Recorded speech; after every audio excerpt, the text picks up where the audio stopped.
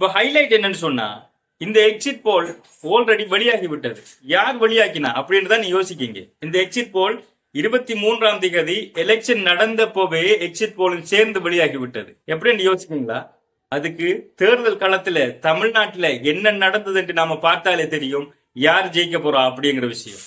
இதுல நாம முதலாவது எடுக்க வேண்டிய எக்ஸிட் போல் ரிசல்ட்ஸ் என்னன்னு சொன்னா, வளமைக்கு மாற்றமாக 73% அல்லது 75% தான் வாக்குப்பதிவுகள் இடம்பெறும் ஒவ்வொரு தேர்தலிலும். ஆனா வளமைக்கு மாற்றமாகவே 85%, 84% வாக்கெடுப்புகள் பதிவு செய்யப்பட்டிருக்கின்றது. இதுதான் முதல் தடவை.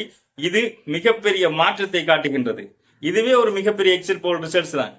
அதுக்கு அடுத்த விஷயம், வரலாற்றுல நீங்க பார்த்திருக்கீங்களா, எலெக்ஷனுக்கு ஓட்டு போடுறதுக்காக மக்கள் தம்முடைய இடங்களுக்கு போறதுக்கு பஸ் ஷார்டேஜ் ஆனது, பேருந்துகள் குறைபாடு, பேருந்துகள் இல்லாம மக்கள் பிரயாணம் செய்வதற்காக, அதாவது ஓட்டு போறதுக்காக தவித்து கொண்டிருப்பதை இதுவரைக்கும் வரலாற்றுல நீங்க பார்த்திருக்க மாட்டீங்க. அப்போ இந்த மாற்றம் எதற்காக நடந்தது? அப்படி இந்த எலெக்ஷன்ல வித்தியாசம் என்ன இருந்தது அப்படின்னு பார்த்தா எதுவும் இல்ல. முக்கியமா டிவிகேங்கிற ஒரு கட்சி தான் முதன் முறையாக இந்த தேர்தல் களத்துல வந்திருக்குது. அதற்கான மாற்றமா கூட இது இருக்கலாம். இரண்டாவது விடயம்,